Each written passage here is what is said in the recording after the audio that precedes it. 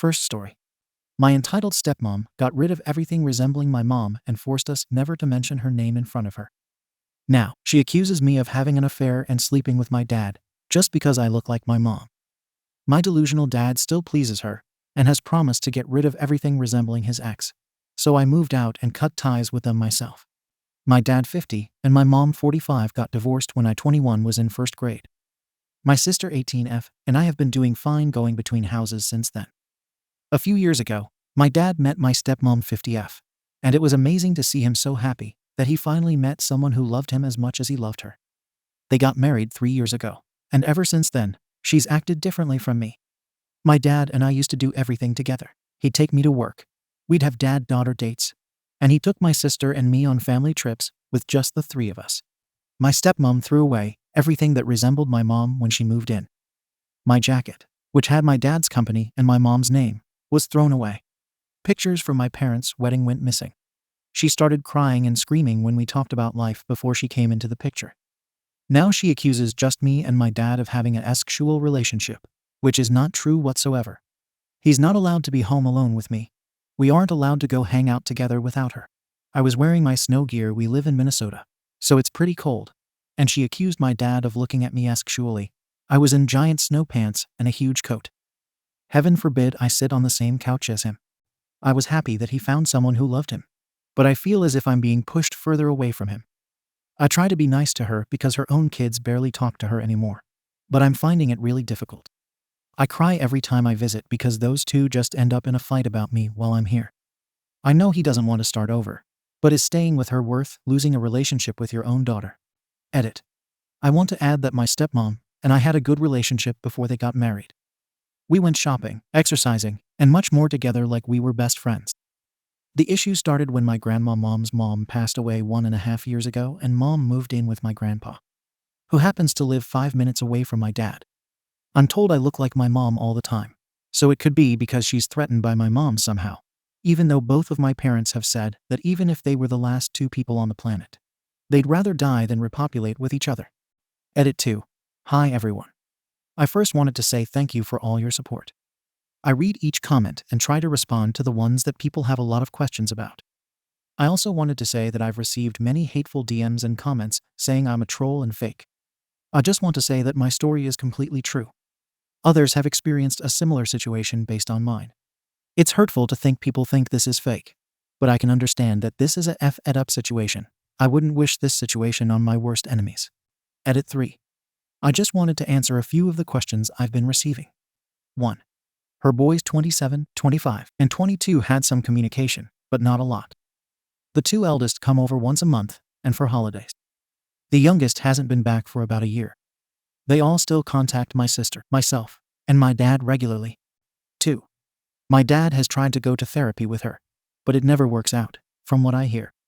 He's had his heart broken by my mom really badly, apparently, and has had a hard time getting back out there to date. He really wants this to work out with my stepmom and takes his vows, for better or for worse, in sickness and in health, seriously. He wants to help her. 3. The photo albums and items that belong to my mom, whom he was saving for my sister and me when we got older. For example, my mom and dad kept their wedding rings, and the day my sister and I both graduated, we got a new piece of jewelry formed out of both rings that they melted and put together. He didn't look through them. They were in a box in the basement labeled, "For the girls when older." 4. I'm not trying to make excuses for my dad's behavior, because it's annoying and I wish it'd stop. To be called horrible names and treated like a burden hurts so much. Hopefully, I can answer your questions. My dad's birthday is coming up, and I plan on giving him an album of old photos of his past that don't include my mom, so he can look through a few pictures of my sister and me when we were younger. But I don't know how it's going to go at this point. Update. Hi everyone. I wanted to give you all an update on what happened on my dad's birthday. I went through so many albums to separate photos of my dad and mom, so my dad could have photos of his family without his wife freaking out. I handed him the album in front of his wife, my sister, and my brothers. He didn't even want to look at it. He opened and looked at all the other gifts my siblings gave him, but not mine.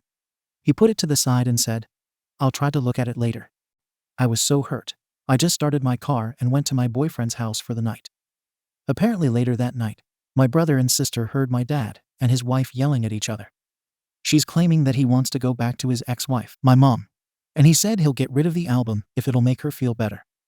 When they went to bed, my sister took it and is now hiding it at our mom's house because she'd like the photos of my dad's past life. I've been crying every day because I thought he'd maybe stick up for me this time. But no, he thought of his own wife's feelings before his kids. He hasn't even texted or called me since that night. I think I'm ready to stop contact with my family for a little bit. I'll still be in touch with my siblings, but that's about it. I'm going to be staying with my boyfriend's family for a few months until we save up enough money to get an apartment together. I've asked my sister and brother to pack some of my stuff up in my room and slowly start bringing it to me so I can put it in a storage unit so my dad's wife doesn't destroy anything of mine. I also want to add that my dad was the one who asked for the separated album. He told me he wanted to see old pictures of us and him without my mom to hopefully show my stepmom there's nothing happening. He asked me to do this a few months ago, but I never had time because I was away at college. To the people who think I'm trying to provoke the problem, I'm not trying to. He asked, and I thought he'd appreciate it, so I guess he changed his mind. Update. Hello, I apologize, I'm just wanting to vent, as I don't understand how I feel at the moment. My mom was together with my stepdad for a good portion of my life from 3rd grade to 12th grade. I was super close with him, as he was like a second dad to me. During my senior year of high school, my mom and stepdad got divorced on bad terms. It really affected me, as I had to go to therapy.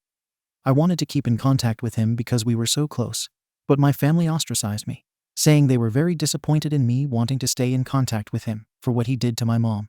So I didn't. He's tried to reach out to me to talk, but I never answered, as I didn't want to be a disappointment to my family. It's been 5-ish years, and I still follow him, my ex-stepbrothers, and some other family members of his on social media. His sisters called me this morning, telling me he passed away last night, and I'm just confused about how I feel.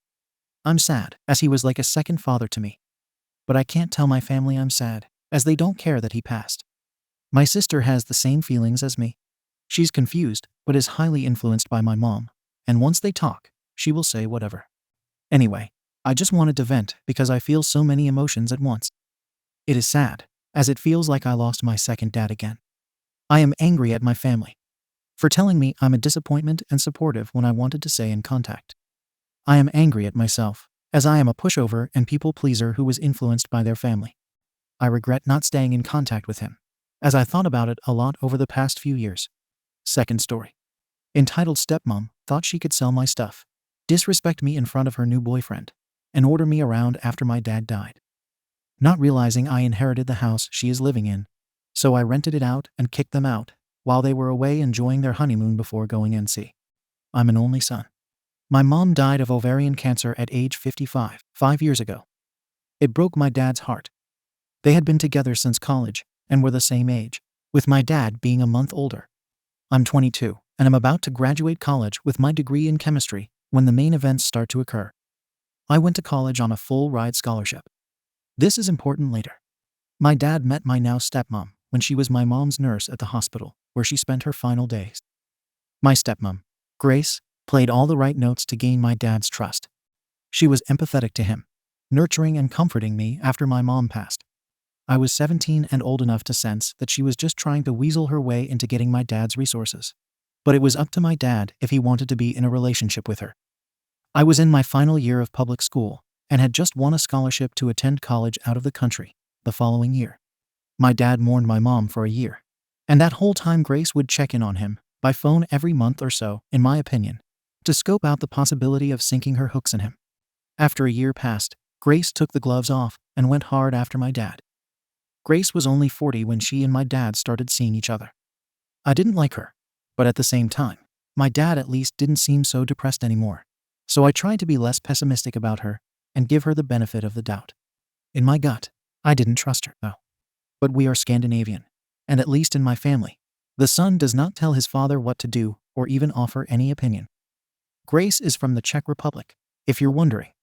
My father was a very successful banker during his career and amassed quite a portfolio of wealth. I'll spare you the details, but after 6 months of dating, Grace and my father are married. My dad never really got over my mom, though you say, and he was getting weaker and weaker, even though he was only 57. Since his health was fading, he called me to him and asked me, point blank, "Boy, What do you need to set you up in this life? I told him I don't need anything. I'm a man and can take care of myself. But what are you even talking about, Dad? You're going to be around for decades yet. I did remind him that he had living sisters with children, my aunts and cousins. I also reminded him that I had a full scholarship to college, so don't worry about giving me any cash. He was dead only a year later, at 59. I, of course, have seen lots of Hollywood movies, so I consider the conspiracy theory that maybe my dad's nurse wife poisoned him and made him sign over all his money to her. But I really honestly do not think that's what happened. Other relatives didn't like Grace either, but they knew my dad was totally in love with my mom, and that her death utterly broke him. Well, long story short, my dad bequeathed his 5-bedroom house to me, even though I wasn't expecting it and didn't ask for it. He gave a small endowment to each of his sisters and their children. He left about 80% of all his existing money to Grace, which amounted to several hundreds of thousands of dollars. My dad ignored me because he's generous to a fault, and still gave me several tens of thousands of dollars, which were, of course, very useful to me. Grace tried to put on a friendly face, but I could tell she was angry as hell that she didn't get my dad's house, too. That belonged to me, and I had the legal papers to prove it. She was especially mad because we live in an extremely upscale and trendy location, and houses are hard to come by and easily sold for massive profit. During the first few months after my dad's death, I had the nauseating, creepy experience of knowing that Grace was trying to feel me out to see if I might be into a little relationship with her. Gross. She still stayed at the house, though, because over the last 3 years, she had gotten used to living there and acting like she owned it. And even though I officially owned it, I was always away at college and only visited my dad's old house once every couple of months. And even then it wasn't to see Grace, but to see my cousins who lived just a few miles away. I downplayed the fact that it was really my house, and over the months, I think Grace gradually forgot that she really had no legal right to the house. She probably believed that sooner or later, because I never asked her for any of the hundreds of thousands of my dad's dollars that she now had. I was somehow independently wealthy, and would just give up my house to her. I knew I'd eventually hydrogen bomb this bee when she started dating some new guy only 5 months after my dad was in the ground. And one time when I came home from college after graduating, she and her new boyfriend, some sleazy-looking D-bag named Ivan, who was only a few years older than me, were acting like I was a guest in my own house, and that they owned it. I played along. Grace told me she gave away my PlayStation 4 to Ivan's cousin because I'm too old to play video games. I don't even know this mother effing chap, and you give him my PS4 to give away to some other SHT, who I also don't know. I quickly changed all my network passwords that same day. I smiled, but I knew what I had to do eventually. She also said that she and Ivan were getting married because I just can't mourn your father forever. I have to move on with life. I tell her that I graduated college, have already secured employment with a local firm, and will soon find a new place to live.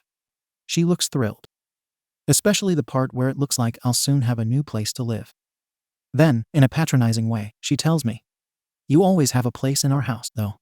You are welcome to stay whenever you please." Thanks, Grace. That is really generous of you. What I really mean is that I will probably have a new place in 3 months. She says that is wonderful because she intends to go to her homeland to have a wedding with Ivan and, afterward, have her honeymoon. She assures me it's a local affair. Otherwise, I'd invite you, honey. And anyway, I know you're so busy. I congratulate her. She asks me if I can watch the house for her. Watch my own house? Sure. What I really mean is that, of course, I will take care of the house. I am careful not to say, your house. She and her D-bag fiancé, who I am 100% sure is only there for Grace's money, go on their trip. And I immediately put out advertisements on rental websites offering to lease my house. I hire movers and have all of Grace's furniture and possessions boxed up and put into a storage rental facility. I retain all of my parents' furniture that they had before my dad met Grace. Locks. Changed. All of them. Within days, I was inundated with dozens of inquiries regarding my amazing, furnished house with fantastic views. I rent it to a wonderful young family. A barrister and his schoolteacher wife, and their 2 preteen children. They pay me their first and last month's rent and sign a lease for a year. I warn them about my crazy stepmom, who thinks this is her house, but I present them with contact information to my lawyer, the same lawyer my dad retained in case they need any assurance that I'm on the level. I also give my lawyer information about the storage facility, including the fact that I generously paid for 4 months of storage in advance, which is a whole month longer than Grace's Czech honeymoon adventure. I then found a great apartment in the city near my new place of work. There, I met a woman in a restaurant I frequent at night after a long workday. We have been dating for 6 months now and are engaged to be married. Grace, of course, tried to shriek and cause trouble when she realized she got kicked out of my house. But my lawyer quickly shut her mouth without me having to ever speak to her garbage face again. From what I hear, she and her trash husband left the country. And I assume they're blowing through my dad's money and will soon be broke like chavs usually become when they taste a little bit of what they think is the good life. So maybe Grace will go and try to exploit some other lonely man into giving her his money.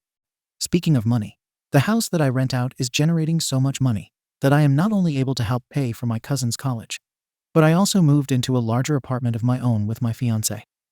I love my job, but really, I could survive solely by renting my dad's old house. And to think, if Grace had only been cooler and nicer, I might have let her stay at the house, just to be a good sport. And definitely if she stayed the hell out of my room. But no, she had to act all proprietary, so I had to make her homeless as a wedding gift. Postscript. I bought another PS4, even though I didn't even use my old one that much. It didn't matter. It wasn't for Grace to give away. You don't give away other people's things. You give away your own things. Which is why I chose to kick Grace out of my house. Because it's mine, and I decide who stays there. Third story. Entitled Syl defended my husband's bully at work. It turns out she is cheating on my brother with him while he was at work. She then threatened to snatch their kids from my brother if I exposed her. That's how she got divorced and ended up on the streets. So here's the deal. My brother Eddie, 34, married this chick, Molly, 27, in early 2004. She was pregnant, and he was deploying to Afghanistan. I admit, I thought it was a shotgun wedding. Years later, I mentioned something to the effect that their kid was unplanned in Eddie's hearing, and he was surprised. Apparently, they'd not only planned the kid, they started dating in July 2003, BTW. They'd tried for it. Crazy effers, lol. Anyway, Molly has a long history of being a bit, friendlier than is strictly necessary. She once took me clubbing, and when we arrived, 2 guys she'd met on a social networking site were waiting for us in a very obvious date situation. Freaked the F out of me. I texted my husband and told her that it made me really uncomfortable and that she needed to talk to my brother about her restlessness. She arranged with Eddie to be poly. But then a mutual friend of theirs talked Eddie out of it, and she's never approached him about it again. Eddie once called me in the middle of the night in 2009 or so, crying. He was afraid she was cheating on him because he'd been woken by her phone buzzing a few weeks before, and it was SXTS. She'd told him it was just a friend joking around. But then he'd stumbled on some chat logs. They're both Luddites. Completely computer retarded, where she was flirting with a Navy guy. In the end, he worked it out with her. And I didn't hear anything further about relationship troubles until this June 2011. So this June, my husband and I moved to the city closer to work, friends, and family. I start watching my Syl's kid. My husband is under a lot of stress at work because of a douchey co-worker, Billy, 23, of his, who I've hated for ages since he first transferred to my husband's building and crew. The guy is an immature douche with absolutely no work ethic. He's sleeping with his girlfriend's mom, not a joke. He's sexist, homophobic, and racist. He remains employed due to nepotism. I was being as usual about this guy, and Molly stood up for him and tried to defend him. I was a little taken off guard, but I didn't think much of it. She's nice that way. At the store a few days later, Molly and I run into Billy. They do this really weird thing, like giggle shuffle, eyeballing each other, that thing high schoolers will do when they're flirting. Then we walk away, and Molly's grinning really wide to herself and kind of bubbly, and I mention that I didn't know they were friends. "Oh, well, we're not," says Molly. "I mean, I know him because Kaylee, her best friend, knows him. But I wouldn't say we're friends. We don't hang out or anything." Okay. I accept that at face value. But some part of me must have put it together. Because a few weeks later, my husband tells me he heard something at work. But he doesn't know if he should tell me. Without missing a beat, I say, "What? Are Molly and Billy sleeping together?" My husband looks shocked and says, "Well, yeah." And I shrug and say, "It's just a rumor. I don't have any solid evidence, so I'm not going to talk to my brother about it unless I hear anything more substantial." Essentially, I stuck my head in the sand and hoped the issue would go away. But now my eyes were opened, and the signs were everywhere and obvious. Finally, last week, I called Molly and asked her straight up if she was effing around with my brother. I explained the rumors, not the source, and told her I was trying to go to the source for the truth. She said no. She's just trying to help him clean up his F-ed up life and make some decent decisions. And she's not sleeping with him. That's ridiculous. And is that what friendship is now? Everyone's going to say you're effing. And who's telling these lies anyway? Is it Billy? Where did I hear this? Basically, she gets so defensive and upset that I'd dare question her despite her well-acknowledged and occasionally joked about history of heavy flirting and borderline cheating.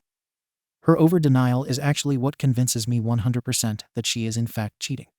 I call Eddie, but he doesn't answer or call back. Then I start second-guessing myself. And how am I supposed to break this news anyway and talk about a shoot the messenger situation? Am I right? I mean, they have a kid. Who's my brother going to believe, his slightly estranged atheist sister or his wife and mother of his child? Tonight, I was talking to our dad and learned Eddie's been out of town, visiting his birth family for the first time ever. After the conversation with my dad, my husband gets home from work and asks if I want to hear the latest gossip about Molly and Billy. Once again, my subconscious is quicker on the uptake than my conscious because I snap back. What'd she do now? Has Billy slept over while my brother was out of town? All sarcastic and jokey. And my husband nods. Apparently Billy has been bragging about it. And Kaylee is stressing the F out over the situation. Part of me wonders if Kaylee only keeps my husband informed on all this stuff because she knows he'll tell me. And as the sister, it is my duty to tell my brother. While Kaylee is Molly's best friend, and it's her duty to stand by her friend. It's a moot point, but an interesting and layered social interaction. Anyway, I feel like this has crossed the line from theoretical rumor to yo, my brother needs to know. But I don't know how to tell him. I have no more proof than I did before hearsay, rumor, past precedent, and intuition. I do have an outright denial from Molly. Furthermore, Eddie adores Molly and their son. He'd be heartbroken, and Molly has several times stated in a joking manner that if she and Eddie ever break up for any reason, even if it's her fault, she'll ring his arse in court until she gets sole custody. It's tearing me up inside. Eddie is my favorite brother. He's an Afghan vet. He's funny, smart, gentle, sweet with kids, and good with dogs. He's easygoing and non-judgmental, and I guess he's pretty handsome for a brother. He's 3 years older than me and slept across the hall from me growing up. And once he chased down a guy who made me cry and punched him. And another time he drove around town looking for my ex-boyfriend after the guy kicked a window in on my face. The day our mom died, my dad forgot to call him. And so when he called me and I had to tell him, he started screaming on the phone. Then he came home and beat up the trees in the backyard until his hands were torn and bloody. He's my brother, and I hate this bee right now. How could she do this to him? How do I tell him? TLDR. Molly 27 is cheating on my brother Eddie 34, who is also her husband of 7 years and the father of their child. The only reason I've learned of the cheating is through rumor and second-hand information. I have no verifiable evidence I could show to my brother. Cheating fits Molly's mo, as she has been known in the past to skate the line between heavy flirting and borderline cheating, things like making out with guys in bars, setting up double dates, flirting and sexting on social networks, etc. I don't know how to tell my brother. If I even should tell my brother, is it my place? And if I do tell him, will my brother even believe me, or will he just blame the messenger? Edit. To be clear, I know I need to tell him at this point, nervousness or not. I'm wondering how I say it. I have two distinct issues with important communication. Either I get nervous and ramble unnecessarily, or I remain far too terse and concise and accidentally hold back relevant, but auxiliary information in my focus to stay absolutely on topic. Also, it's their kid's birthday this week, and school is starting. Timing sucks. Edit 2. So, I texted my brother and asked if I could meet up with him tomorrow and talk to him about some issues I was trying to work out. He agrees. A few hours later, Molly calls. My son answers the phone and hands it to me. So I thought it was my husband, calling it break, and said hello completely unprepared for confrontation. Never a good thing with me. I get nervous and babbly. She says, "What do you want to talk to your brother about?" I respond. "I don't really want to discuss it with you." She says, "No, we're going to discuss it. Tell me now." In retrospect, I should have hung up right then. Instead, I respond, "I'm going to talk to Eddie about the rumors regarding you and Billy." She gets angry and combative and says that it's none of my business and that it's just lies. I respond, "Look, I like you. I think you're a great person, not that great of a wife. But I do believe you are a genuinely good person. It's part of why I'm so disappointed at the likelihood that these rumors are true. I don't understand how someone I otherwise like and respect could be so cruel and petty.